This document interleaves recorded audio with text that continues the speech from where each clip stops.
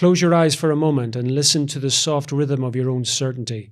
And now imagine that certainty slipping away, the lights dimming, the boundary dissolving between what you know and what you fear.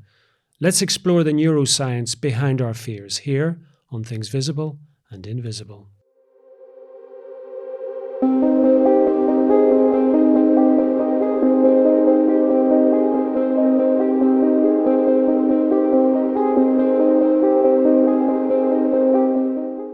Dr. Austin Lim is a neuroscientist and lecturing professor at DePaul University. He is the author of Horror on the Brain, the neuroscience behind science fiction, and he joins me down the line from his home in Chicago. Dr. Austin, welcome to Things Visible and Invisible. I'm thrilled to be here. Now, Austin, when I first came across your work, I thought this is right up my street, right up my alley. But then I scratched my head and said, horror on the brain, really? Yeah, I think that historically the genres of horror and science fiction in the literature world have largely been overlooked. And what I found is people's appreciation of horror, especially in science fiction, in other pop media, the people who love this stuff absolutely love this stuff. There's kind of a belief that a lot of horror films a lot of them are kind of cheesy, right? You've got 10 sequels for one movie or 11 sequels, and it's just kind of the same thing over and over again. But people who love horror are super into it. I wanted to do a little bit of digging, and with my background in studying neuroscience, I wanted to try to understand a little bit better about what is it in horror and science fiction media that gets people so into it.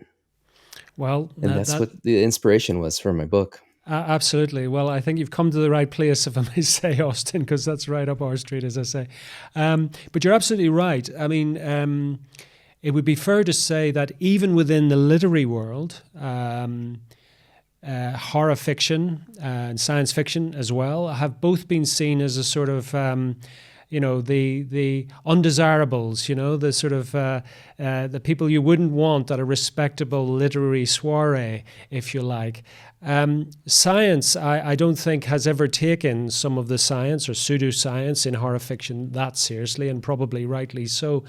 What sort of started you on this journey to start to link a particular science, you're a scientist and a neuroscientist, with the literary, the genre of horror? What was the moment that you suddenly thought there's something in this?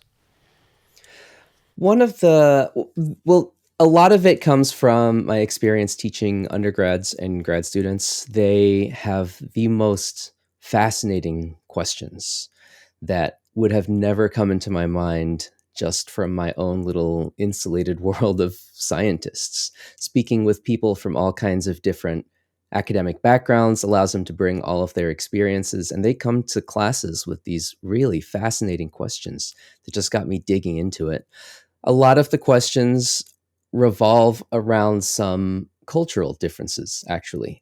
The way there are beliefs that are not shared across the world, but sort of at their root, they still involve the same kinds of neural thought processes. So one culture might think about ghosts, another culture might think about reanimation of the dead, and all of these different cultural stories have their own sets of histories, right? But at their root, they still share.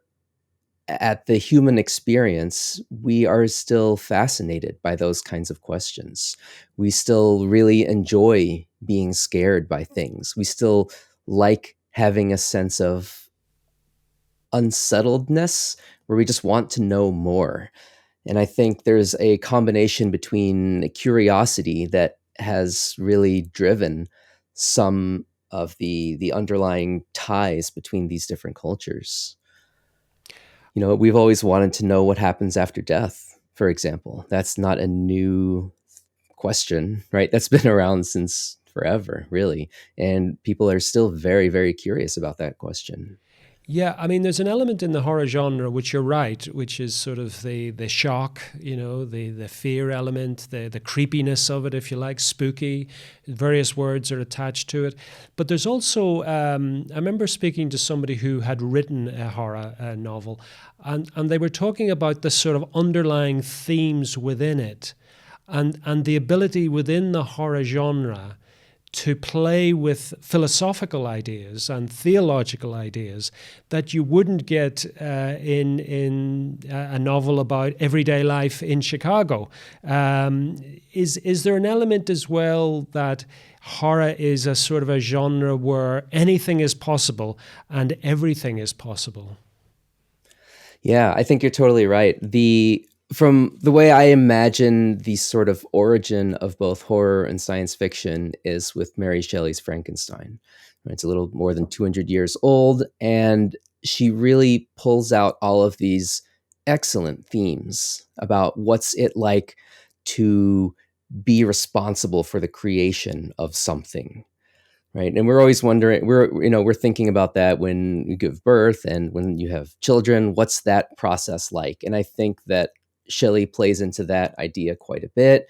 And then what it's like when you don't know what's going on in the world. How are you going to react to that when you're thinking from the perspective of the creation, right? What is that whole experience like? If you are new, it's your first time experiencing everything that the world has to offer. How do you handle that? What do you do in that kind of situation when you have to learn everything from the beginning? I feel like there's a lot of cool things. Frankenstein is still taught in a lot of curricula because those themes are still so prevalent today. And I guess there's all sorts of themes which no doubt you've explored in your writings. There's the theme of wanting to be like God, to be a creator and taking the place of God. But there's also something about in the novel of Frankenstein, something about a sort of retribution, that actions have consequences. And do you think that there's an element in your research around the brain and the neuroscience around horror where the element of guilt and fear sort of run alongside each other to some extent? Yeah. So when we're afraid of a lot of fear, I found really has to do with what is unknown. Right. This was a excellent quotation from H.P. Lovecraft, one of the sort of originators of the strange fiction movement from the early 1900s. He was saying the greatest fear is our fear of the unknown. Right before this, he was saying fear is the oldest emotion, and there's an important value to having fear as a protective behavior. Right, it's important to know when to be afraid from sort of this evolutionary perspective. Right, we want to know what things are a threat to our survival, so we can avoid them, or we can prepare to fight if we need to. So, I mean, fear as you've said, is a universal sensation alongside love and various other things that people experience. Um, However, I mean, you touched on H.P. Lovecraft, who's a hugely influential horror writer certainly across the world, but particularly in the United States in the 20th century. He was a man riddled with fears. I mean, he was fearful of ordinary life from what I've read about him. I mean, is there a point where there is a natural fear which every human being, every animal has to some extent, but there's a kind of a supernatural element, a supernatural fear that sort of pervades H.P. Lovecraft's writings, maybe Shelley's as well to some extent. I mean, in your studies, have you had to differentiate between irrational fears, rational fears, and so on? Yeah, that's a great question. There's a couple things that I wanted to add on to your comment. One, fear is generally a universal, but there are a handful of people, and these are exceedingly rare case studies. People who are born with a condition called Urbach-Wiethe disorder. It causes a bunch of changes here and there, but one specific change that it induces in the brain is that it causes a calcification of a specific brain structure called the amygdala. And we know that the amygdala is important for processing fear sensations. So in people with this Urbach-Wiethe disorder, they are the small number of people who do not experience fear. So for the most part, most people recognize what is potentially dangerous, even if it's just a perceived threat and not a genuine threat. But we can recognize how to react in the face of those situations. But in people with this disorder, they don't know what fear is. They understand intellectually what it is. They can define it. They can use it in a sentence, but their bodies don't respond to fearful stimuli the way other people would. You put them through a haunted house and they will just walk confidently through. They don't check their corners. They will bravely, in one case study, a person with this condition was held at knife point, being threatened by someone she's never met before. And she confidently said to him, this is not, if you want to cut me, you're going to go ahead and do it. And eventually she just moved on with her life. She ended up passing by that same area the next day where she was just threatened. So, we think about fear as being generally a universal because it has so many protective advantages. But in some people, they just don't have that sensation. I think they're really fascinating examples. Well, I wonder if there's a subgroup to that, Austin, and it's this, because you're right, there are fears that every right-thinking person should have in certain situations. Okay, that's a given. And then there's this group that you've mentioned where they don't have any. They have some sort of condition where they don't have any fears. But there's another element where people, and you will have come across these in your studies, no doubt, where they actively invite fear. The people that go to the horror movie at the movie theater, they want to be frightened. They want to have that thrill. Is that something which is particular to a subgroup in society? Yeah, there are inherently risk-taking people. It's just one of those, of all the genes that we have that encode different aspects of our behaviors, there's a bunch of them that contribute to risk-seeking, a drive to pursue risk-seeking. And it's interesting because it's not just a human trait. They've also found that there are analogous genes in rats and mice that make them more likely to seek new, novel experiences. And the big implication behind this is that those novelty seekers between rats and mice, they actually tend to be more likely to initiate drug use. So the kind of implication there is that risk seeking and inherent risk taking is a risk factor for human substance use disorder. Right. That's interesting. So, people who are consciously seeking to be frightened or consciously seeking the thrill of whatever it is, maybe a fairground ride or whatever, are they essentially looking for some sort of biochemical hit, which is then relieved somehow by the fact that the fear is within some kind of controlled environment, be it a movie theater or a fairground? Yeah, that's an excellent theory. There has been a framework put forward that is exactly what you are describing. The idea being that we are in the state that our industrialized and relatively safe world is today, we are at an evolutionary mismatch with the way our bodies have been shaped over the course of proto-human existence. For the majority of humans' time on Earth, we have occasionally come across extremely dangerous stimuli, whether it's other people, wild animals, or stuff like that. Our bodies were meant to occasionally get those massive spikes of arousal, right? The norepinephrine signal, that's a neurohormone that's responsible for communicating to the rest of your body for the fight or flight response, or I always call it the battle or skedaddle response. I like the way it sounds a little bit better. The idea here is that over evolutionary time, we have come to expect that every so often. But because our world today is so much safer than it's ever been before, our bodies are naturally seeking that kind of response. Just as, like you're saying, there's some kind of neurochemical hit that your body wants. And the idea is that you can get that hit fulfilled in a roller coaster, well, watching a movie or something like that.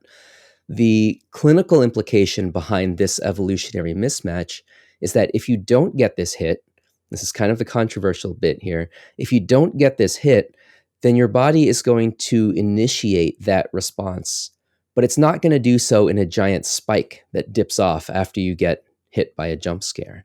It's going to create this response, but over a slow, prolonged period of time.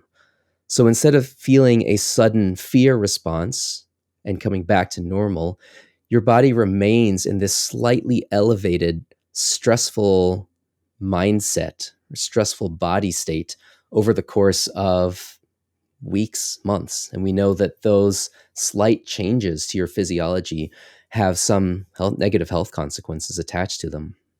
So, extrapolating from that, Austin, is it is it beneficial to have those moments of, as you say, that spike, that moment of release and fear, as opposed to this kind of low dread that you're almost describing, which starts to, and maybe wrongly in my mind, but I start to think of this sort of prevalence of panic attacks amongst so much of the population. Do you think it's maybe connected to that? Yeah, that's a great sort of next step. The idea being the reason why anxiety is so much higher in the general population, and it's even higher among industrialized nations compared to um, other countries, is that exact reason. You're just moving. You're not getting that hit and then the release. You're getting this long-term elevation, which could lead into anxiety or panic attacks. Yeah, you're totally right. So what you're saying essentially is horror can be good for your mental health. Go watch some scary movies. Austin, it's very interesting what you're saying about horror being a good thing, because we know that, for example, during the horrors of war, many people don't experience the kind of panic and low-level dread that we've just been discussing, that there's a kind of a spike in real terror for people. So a lot of the everyday terror disappears. I mean, can we extrapolate from that somehow the mind is sort of needing this kind of spike occasionally to, if you like, clear away some of the low-level, low-intensity dread that bedevils so many people today? It could be. You're also seeing, long-term consequences of prolonged stress. So in the times of, and it's sort of, it's difficult to really parse out what outcomes are directly related to those events. So the big one, you think about the Cold War, right? You're constantly stressed about the bomb. And that was something that persisted for so long. And that was that constant elevation that, instead of getting those spikes, you're getting that low, long-term fear that just sticks around forever. And, it's really hard to say which things are responsible for the negative health consequences down the line beyond those times. The fun thing about science fiction is that it is an escape route for a lot of people, right? Just like when we're imagining ourselves playing a video game, we are the hero of that universe. Science fiction gives us the opportunity to live out some other worlds, experience some new things that we wouldn't have a chance to do so. And we get to do so safely, which is huge. I think it's an excellent outlet for creativity and an excellent way to test out some new ideas about technologies that currently exist, but then just taken to the next level. Right? What if this little technology that's already out there in some tiny, tiny granular form, what if it was adopted by entire societies? What if every country had access to whatever interesting science fiction technology you could come up with? Now, I'm old enough, Austin, to remember when television, for example, had science fiction programs. I'm thinking of, for example, Star Trek when it was first out. And they had these wonderful visor things where they could talk to people with pictures and things. And we all sat there as kids saying, wow, that looks amazing. But of course, it'll never happen. Whereas today, everybody's got a mobile phone and the rest we know. There's a way in which science fiction is both mapping the reality of the current, but also predicting the future. Is that also something that comes into play in our brains when we're encountering science fiction, that it's kind of both the now and also the future? Yeah, I wonder if there's some additional. I think that maybe science fiction is introducing some of that combination like you're describing. I just wanted to kind of back up a little bit. There's a really fun thing that I saw from more than 140 years ago, where they originally predicted what, I forget the name of the person, but somebody had predicted teleconferencing. Really? At this time, way in advance before the technology was even anywhere close to allowing this to happen. And it's very funny in these drawings, you would have people sitting around a table and then there was a screen projected where they could see who they were talking to. But they were talking to them by holding on to these giant cones like you used to have for those old telephones. So they had the sort of mashup of the old technology, but imagining what the next really big step could be. And then now, yeah, we've all got teleconferencing devices in our pockets, even though just, I don't know, maybe 20 or 30 years ago, the teleconferencing equipment was ridiculously expensive. And it was only, universities and large businesses that could buy that kind of stuff. Now, you will know that in the literary world, science fiction, if we take it sort of from about the 19th century onwards, it generally is predicting lots of inventions, lots of new gadgets of one sort or another, some of which have all sort of transpired. They've all come to pass. But around about the end of the 19th century, start of the 20th century, a lot of science fiction started to go quite dark and started to head off in a more dystopian rather than a utopian world. And there's a lot of us today looking around at the advance of technology today and starting to see this sort of semblance of some of these dystopians that we read about in the last century. Would you say that science fiction is almost, in our last conversation, we were talking about horror and the fears that it can generate, and that's a good thing. Would there be a case to be made that science fiction generates equally as many horrors? However, because of that predictive nature of what it's talking about and the technology, it tends to produce real fears in a way that horror fiction doesn't. Yeah, I think, like you said, it's just as likely that a science fiction story could promote or could push someone into, or could push an author into coming up with these terrible things that may happen in response to the piece of technology.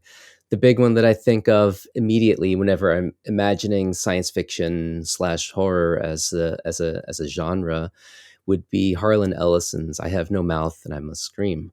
This is a short story. The basic idea is that there are consciousnesses of people that are trapped by an artificial intelligence. And basically, this artificial intelligence is doing everything they can to torture these humans because of what the humans have done to the AI. And so it's an interesting, perfect blend of what a horror science fiction could do. And it's also, I think, one of the scariest works of science fiction out there. Well, I mean, you've now raised the topic of AI, and I suppose we better talk about it because for a lot of people today, I mean, 50 years ago, AI was, I'm thinking of Stanley Kubrick's 2001, and the AI and the machine with the astronauts and all the rest of it. And it appeared a little bit, it was frightening and shocking, but it also appeared something that could never come to pass. Whereas we know now with quantum computers and various other things that are in the ether, maybe these things will come to pass. And there's a new fear emerging, which is based on reality as a science fact, as opposed to science fiction. And I'm just wondering if we're at an age now where science fiction is ultimately redundant, because the reality we're moving into is so much more real, so much more frightening, and in ways that we never could have imagined. Yeah. The fun thing to think about with where science is the moments where science advances have been inspired by works of science fiction, kind of the other way around, right? A lot of times there's several examples of where the science fiction took inspiration from what's going on in the real science. So to kind of go back to one of the origins of science fiction, so Mary Shelley's Frankenstein, that work, when she revised it for her second edition, she specifically name dropped. She specifically name dropped a person who was actually doing some of these reanimation type experiments. Luigi Galvani was doing all these really cool things where you're running electrical current through animals, and you can get them to move. And so his nephew did some really cool experiments where you're running electrical current through recently executed criminals and to see how they would react in the face of this stimulation. So that's just one example of a work of science fiction that was inspired by real science. And then more recently, we're starting to see that science fiction is bleeding into inspiring real scientists. There was an interesting set of experiments that were performed in light of Christopher Nolan's Inception, right? It's like a reverse heist film, right? Instead of trying to steal something, you've got a team of people trying to put something in to someone's brain. These neuroscience researchers came up with this extremely elegant strategy to implant memories into a mouse's brain. So with all kinds of cool genetic engineering strategies, they were able to teach a mouse to be afraid of something it had never had an experience with before. Something that shouldn't be fearful, but somehow was due to their manipulation. So the two are really playing off of each other in really, curiosity inspiring and awe-inspiring ways, I think.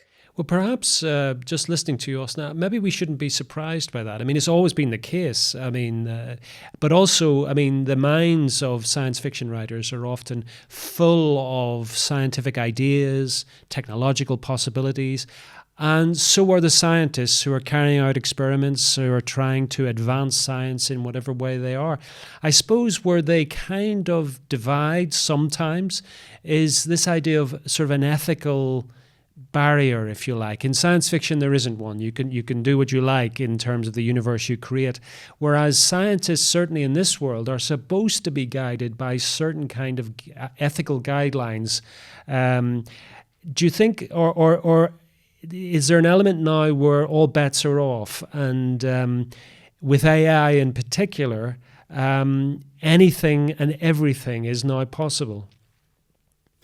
Yeah, I wonder about that. There's still, because it's relatively young-ish, right? There's been various forms of artificial intelligence that have sort of become more and more elegant over the course of decades and so on.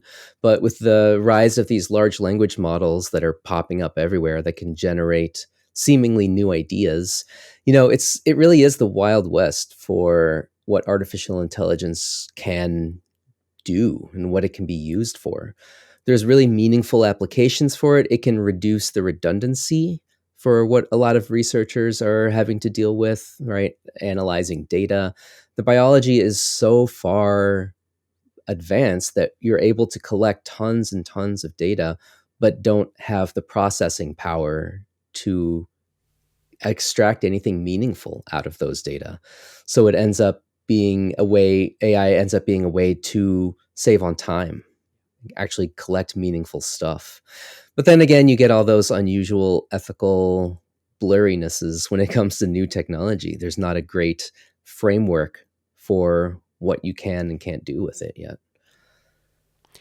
What in the realm of AI at the moment, from your researches, Austin, would you say is the most interesting, but also potentially the most frightening aspect of it? I think it might empower people to it might give people the false sense of originality. People are starting to trust, or people, I believe, trust artificial intelligences kind of like I imagine they used to just trust the internet when it first came out. It's just like, oh, this is on the internet, so it's got to be real. This is how I can email, George Lucas and get him to see my ideas. So this email address must be real. I think because it's still so new and a lot of people don't understand the nuances, myself included, the nuances of what the limitations are with AI, it's easy to trust that technology as if it were perfect. But we already know that if it's on the internet, it doesn't always mean it's true. That's absolutely right. I mean, you're painting a picture which I can certainly identify with, where you're sort of, for want of a better expression, seduced by AI. You start to use it, then you start to see its benefits, and then you start to need it for various things.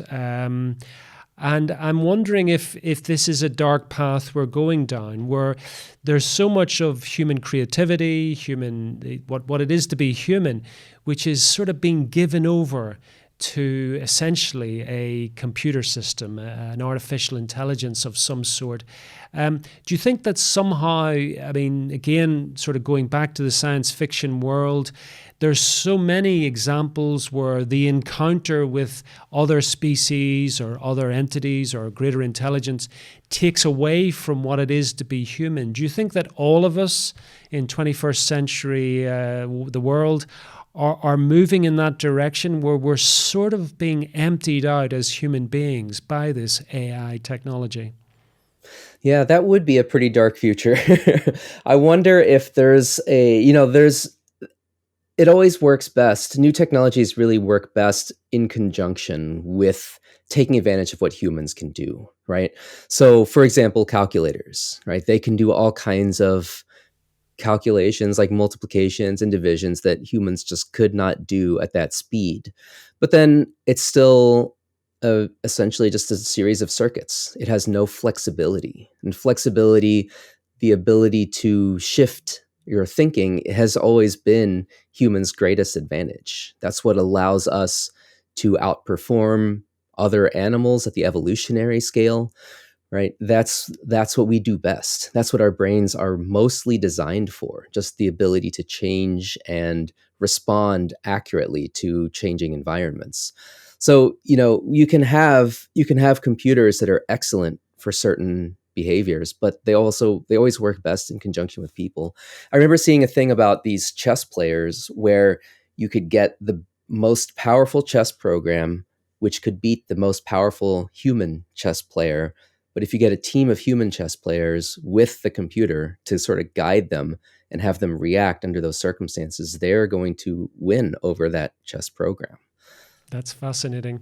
Um, However, you will be aware that we are at the beginning of the AI journey, and some people, certainly people we've had guests on this show, who have predicted some really quite dark futures with AI because we are at the start of this journey, and they're starting to see glimpses of where this is going in terms of the power of AI, its ability to think essentially.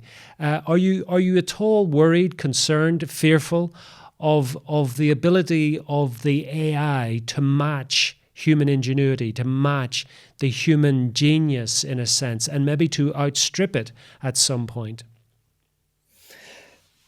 It would be worrying. I could see that totally happening. There's a lot of still, like you're alluding to, untold potential for what AI can do. They are, the way I understand it, there's still a lot of limitations with originality. I could imagine that that is something that could further be developed, potentially. It's hard to predict, to be honest, just from where I am right now. I'm not sure, how how bad things could be. Maybe it's an unfair question in a sense, Austin. But taking it back to your home territory, which is neuroscience, where do you think we are as human beings in terms of our thought patterns, our fears, be they rational or irrational, when it comes to these kind of debates, which are either in the forefront or in the background of many people's minds, many people's lives, many people's professional lives? Where do you think that leaves us in terms of neuroscience? Are we sort of defeatist? Are we more fearful? Where would you say the general population could be as a result of this? Yeah, so if I understand your question correctly, I think the capacity to have an AI that integrates with human brain processes, I don't think we're going to be anywhere close to where that's going to be a smooth integration. I think that for that to happen, there's a lot of risks that are involved, right? It's pretty much always going to be brain surgery, right? But we already have kinds of technologies that are out there that allows for computers to interact with our nervous systems, like the cochlear implants, right? Those have been around for decades at least. And that's essentially what we imagine as a cybernetically enhanced human looks like, right? You already have a device that can respond to the surroundings, and it can directly interface with our nervous systems. It can talk to the nerves in our cochlea, which then communicates with the nerves that communicate into our brain. So we have some kinds of technology that are already out there that allow us to interface with machines. So you don't think this is causing us any undue fears as a general population? I mean, perhaps most people don't think about this thing unless people are tuning into this show, but you don't think the advance of AI is causing us any sort of sleepless nights as a general population? There's always the threat of job security, right? Every time there's a new automation sort of device, the nature of the jobs that are available is shifting, right? And I think that in the ideal world, in my opinion, the creativity should be left to the humans. That's the thing that we do best. That's something that AI can only copy and replicate and make tiny tweaks to. But coming up with completely original ideas is, hope in the best case scenario, a uniquely human trait. So hopefully it just means more jobs for artists. I don't see that happening. It'd be great, but I don't think that's going to happen. For somebody who's just written a book, Horror on the Brain, you have a very positive view of the world around you and our future, Austin. I mean, is that the case? I mean, are you naturally one of life's optimists and think that this is all going to work out? I don't think I'm personally optimistic. Maybe it's just that, wherever I am in my optimism scale, like every tiny little change is just maybe it's so low that a tiny change represents a giant proportional difference. Wonderful. Well, unfortunately, we have come to the end of our time together, Austin. Tell people where they can find out more about you, your work, your research, and also pick up a copy of your book. Sure, you can find me on social media. My handle is Doc Austin Lim, Lim, as in M for Monday. You can find Horror on the Brain, the neuroscience behind science fiction, anywhere books are sold. Your local bookseller will be your best friend if you buy from them, but you can also find the book elsewhere. For now, Austin, thank you so much for coming on Things Visible and Invisible. Thank you for your time, Sean. Thank you for joining us on another episode of Things Visible and Invisible. We're dedicated to uncovering phenomena that challenge our understanding of reality, from ancient enigmas and paranormal encounters to scientific anomalies and forgotten histories.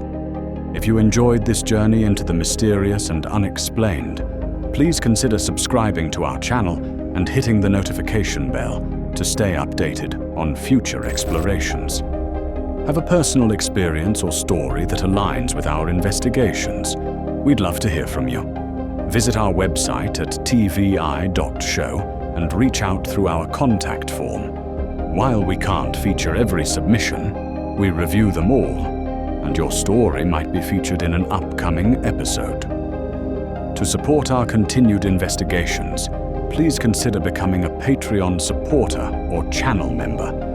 Your contributions make these explorations possible and give you access to exclusive content, early releases, and monthly behind-the-scenes discussions with our team. Don't forget to check out our merch store.